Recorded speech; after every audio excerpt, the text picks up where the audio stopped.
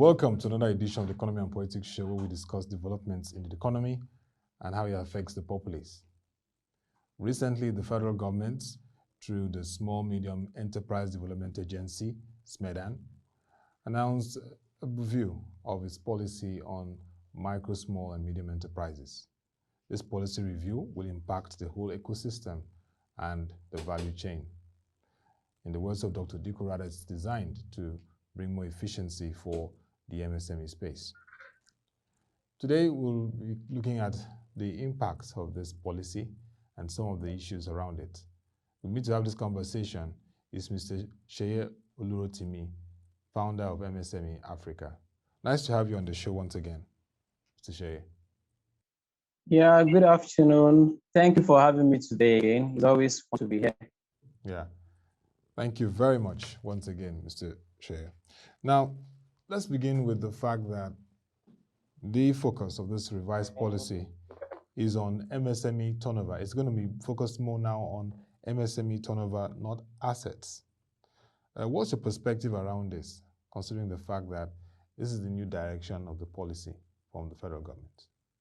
Okay, so turnover asset, basically what it means is that you're trying to remove as much as possible the element of subjectivity, because when you do turnover, it's actually subjected to a lot of things.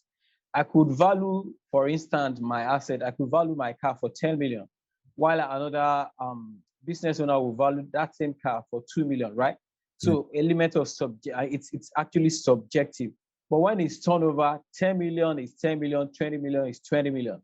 But we just also need to consider the fact that turnover, when it comes to different industries, has different effects, and it could actually imply different things. So if I'm in an industry, for instance, where a lot of third-party money passes through my hand, and you are counting that as my turnover, that might not be fair. And the example is if I run an advertising agency and I also buy media for my clients. If my client gives me 150 million to buy media for them, and out of the 150 million, I'm passing on 140 million to the media organization.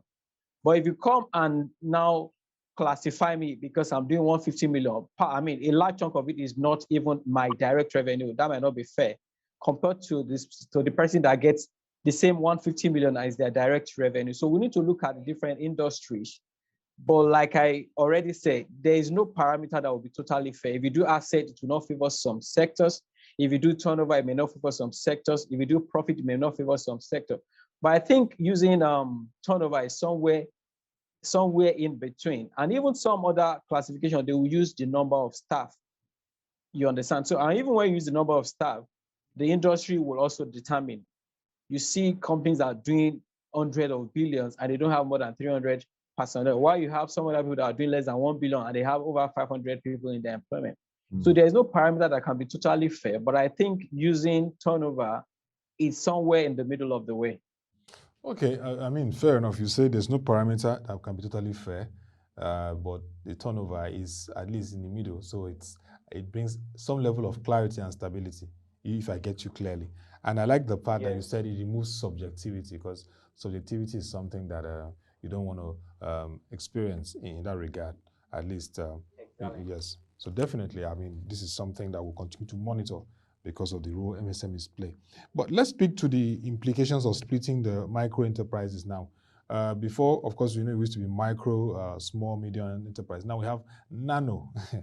Nano is now into the picture. So Nano, Homestead, and then we have the micro, small, medium enterprise. How do you see this new classification and splitting? Is it going to really help in terms of specifically identifying how to really support the whole value chain?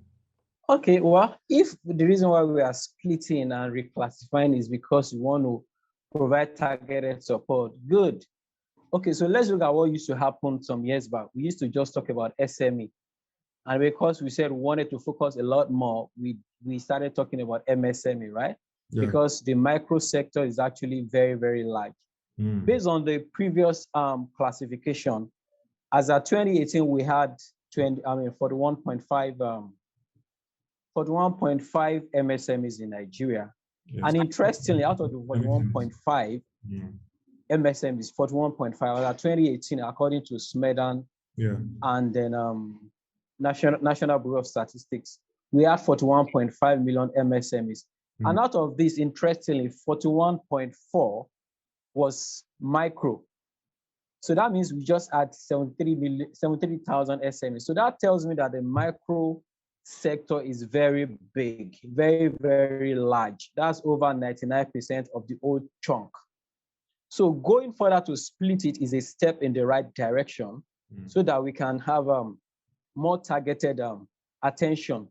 But it will also interest you that the Nano, the Homestead, and the Micro, they all fall between 0 and 25 million in turnover.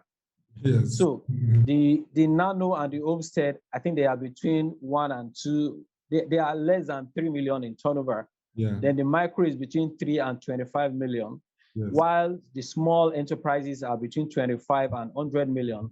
Yeah. And then the medium enterprises are between 100 and a billion. Yeah. Before, MSMEs used to fall between 0 and 500 million. Now it's up to 1 billion. Of course, no thanks to inflation and some other things. Yeah. So I think it's a step in the right direction. But are we doing this so that we can just have some things on our record or some activities? Or we are doing it because we want to provide targeted support to these guys? If at the end of the day, the intervention we are still providing is still focusing a lot more on the small and medium, who are just less than 1% of the old chunk, then we are not doing anything right. We should actually go down to the grassroots based on this classification and provide targeted interventions that will address these people and their peculiarities, because they are largely in the informal sector. So nobody should be asking them for 3-year financial statement. Nobody should be asking them for some records that they don't have. If we are really serious and we know what we're doing, I want to target interventions towards them. This is a step in the right direction. Now, Seye, I mean, you've said something very fundamental, the informal sector. When you even said 41.4 million, a very big micro enterprise structure in the country, informal. So definitely, like you rightly said, we need targeted interventions. Are the microfinance banks, are they incentivized enough from your assessment, based on what you do with MSME Africa, to now work with government to intervene appropriately to these particular ones? I mean, particularly when you have 1 to 3 million, that shouldn't be a challenge to intervene. Exactly. Okay, so I will look at this in 2 ways. Are they well incentivized? I would say yes and no. Yeah, government could do more. The development banks will also do more, because when I see the development financial institutions saying they are supporting the financial landscape so that people can, so that the guys that they are financing could as well provide intervention to the micro guys, I ask myself, who are you giving these funds to? If you are still giving to the commercial banks, it's a problem. So some part of this get down to the microfinance guys. It trickles down to them, and with that, they're able to provide intervention to the micro guys. But we also need to look at the microfinance banks. Are they really, really microfinance in their outlook and in their operations? You see, microfinance, and the major chunk of their revenue is coming from salary advance loan, loan that they are giving to people that are in paid employment. Why should a microfinance bank have a salary advance scheme targeted at people in the formal sector, while the core of their intervention should be towards the informal? And they will tell you it's because those ones, their income is more assured. They are sure that they will get back that from when they give it to them. So we are misplacing our priorities. They have incentives that might not be enough, but are they going about their business the right way? Do they have the right intention when they are setting up the microfinance bank? Are they really do they want to cater to the micro guys, or they are just looking at some other ways of operating as a bank, but with less capital base? We need to look at that. Right. They should focus on the micro. They should not focus on the big organizations. They should not focus on the medium, and they should not focus on the medium enterprises or the large corporate. Focus on the micro. That's what they've been asked to do. Yeah. So definitely, by the operations of microfinance banks in the country, they should focus on the micro enterprises. I know that the Central Bank of Nigeria over time has been doing capitalization. The mid-line in the market, the guy on the street with turnover of less than 3 million. That should be the core of their business. Yeah, core of the business. Very important. Now, let's look at the company income tax waiver. Of course, this has been an incentive for small businesses tied to turnover, not assets. Now, this is what the policy is now looking at, that the CIT waiver incentives will be for small businesses and will be tied to turnover, not assets. Is this a good decision and approach from government looking at the MSME? Well, I think the government is doing this to protect itself, which is not bad. Because if you tie the CIT waiver to asset, I can tell you for free that even the ones that are playing big in the sector, they will start telling you that the asset is 24.4 million. Because if you do more than 25 right now, you are liable to paying CIT. So people will start valuing their asset in some funny ways. But with turnover, like I rightly mentioned before, there is there isn't so much tricks you can play around your turnover, because 10 million to you is 10 million to me.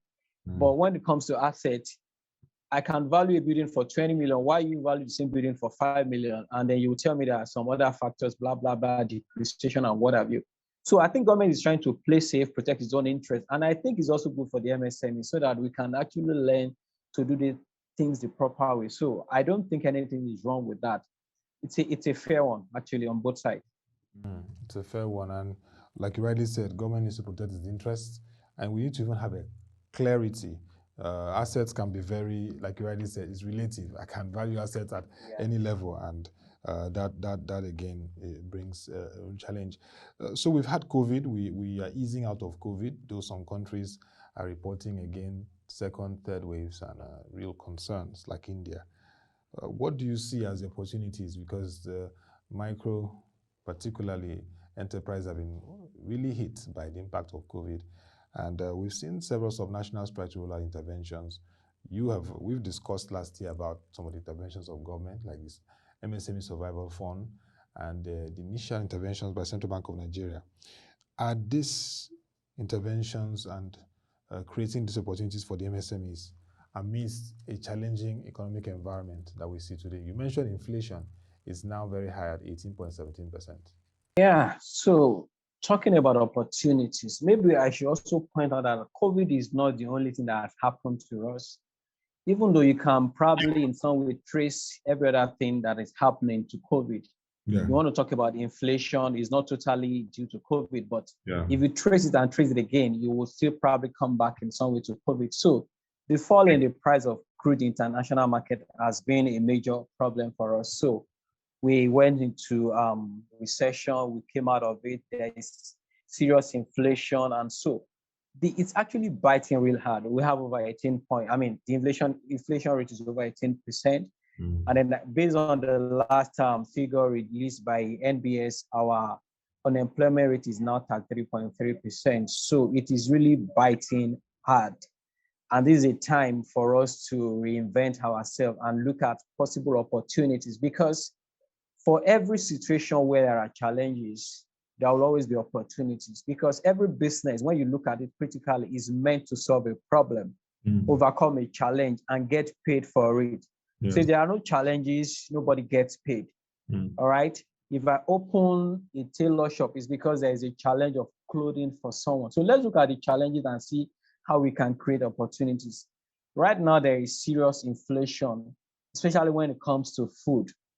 So for MSMEs that are playing in that sector, if there is a way you can work around providing food for people at cheaper cost than they get it right now, you would make a kill. That's number one. So we can play because food is part of the basics: food, clothing, and shelter. So you can take advantage of playing in the food and agri sector with of course, having in mind that you need to build down your price. If you can do that, that's an opportunity for you to take advantage of, because people must eat every day. So the agri sector, the food sector. So when I say agri, everybody thinks you have to go to the farm and produce. No, the value chain of agri is actually very, very long. So look at where you can play along the value chain of agri, because people must eat every day. And you will definitely make money from it every single day, because people eat every day. So let's look at that. That's an opportunity. Another thing that can happen is driving our business with technology. COVID has shown us that a lot of things are possible right now. Have not been to the office in months have been working from home. So I'm looking at an MSME that has let's say you have a 14-room office space. Right now, you can convert your office space to workspace, right? Because you're not going to be there every day. And so you make money from people who are going to come use your space for 1-2 days or probably pay you per month. So look at what you can convert your current asset or your structure, what you can make from what you have on ground and see how you make money from it. As much as possible, see what you can do in the virtual space. It's not every time you want to go out and hold meetings and start incurring costs on transport and what have you. Whatever intervention, whatever business, whatever service you can deliver virtually, don't want to do it physically. That's another opportunity you can take advantage of. And then in the virtual space, there are a lot of opportunities now. People have now become virtual MCs, virtual moderators. You organize virtual events for people and you get paid for it. That was not there before. So that's another area to look into. Another thing we can also talk around is the fact, like I mentioned, there is inflation. So if you can come up with a platform that will ensure that people get good yield or good yield on their investment right now, you would make a lot of money from it, because people are scared that if I put my money in the bank now, at the end of the year, when I compare the interest rate to the inflation rate, the money has actually lost value. So if you have an investment platform that people can invest in, maybe agri-tech, fintech, or whatever, and they are sure that what they would make is going to be more than the interest rate in the market, that's another area to look into. So what I'm trying to do is look at the problem. Problem is inflation, loss of value of money. And then so you can make money when you create a platform that ensures that people don't lose so much more in the value of their money through an investment vehicle. Yeah. Then another way we can also take advantage of opportunity is the fact that it's through creation of employment. I'm sure somebody is asking me why. Right now, the unemployment rate is 33.3%. Yeah. So a lot of people are not getting employed in the formal space. If I can provide initiatives that will ensure that people can become self-employed through vocational skill, I'm sure I will make a lot of money from it. So when people lose their job, if they are sure that they have another opportunity to start their own business, maybe as a fashion designer, as a refrigerator engineer, or as some form of whatever, if I can just give them skill like web designing and graphic designing, and they can become self-employed, I'm sure I would make money from this large number of people who have been thrown out of employment. So those are the opportunities right within the challenges and the problems that I think we can take advantage of. Yeah, I mean, food, agriculture, technology, even asset conversion, investments. And in investments, I like to tell the public that investments, whether it's in online, whatever platform, must be regulated by the Security and Exchange Commission. Yes, very important, because we know that the proliferation of various platforms and tending to become false opportunities or avenues for robbing people of their investments. Employment, that has to do with skills and opportunities and networking platforms. Those are very important opportunities, and I believe that all this is what MSMEs can create. Very interesting conversation with you, Mr. Seye Olurotimi. I know that last weekend, MSME Africa had its a forum where it discussed on technology and how it can really drive activities for MSMEs. We'll continue to follow up those updates as they are very important for our economy. But thank you once again for the time and this very important discussion on the federal government revised policy on MSMEs. Thank you so very much. I'm always happy to be here. Yes, definitely. And that will be all for this edition of the Economy and Politics Show. We had Mr. Seye Olurotimi, founder of MSME Africa, discussing the recent federal government review of its policy on micro, small, and medium enterprises. We can now say that we've added one to the ecosystem, Nano and Homestead, before we put micro. And so if you want to get more information around this conversation and analysis, log on to our website, www.proshenji.com. When you scroll down, you'll see our stories in the MSME space. We have a rich variety from MSME policy and activities to MSME events and conferences, and of course, MSME developments. We have stories across the MSME board. And of course, MSME Africa, which Seye Olurotimi leads, is carrying out several activities which are also captured on our platform.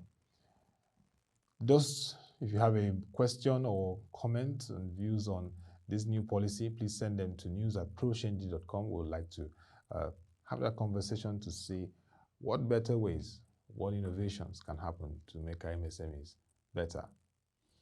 Thank you once again, and please don't forget this period to stay safe. Till come your way again, have a nice day.